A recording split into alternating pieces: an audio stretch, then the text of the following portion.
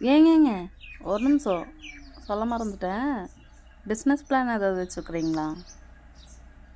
இல்லை பேங்க்கில் பணம் போடுற பிளான்? சரி, ட்ரெஸ் எடுக்கிற பிளான்? இல்லை லைஃப்பில் ஏதாவது முக்கியமான விஷயம் அதை பற்றி யாருக்கிட்டையாவது ஷேர் பண்ணிங்களா?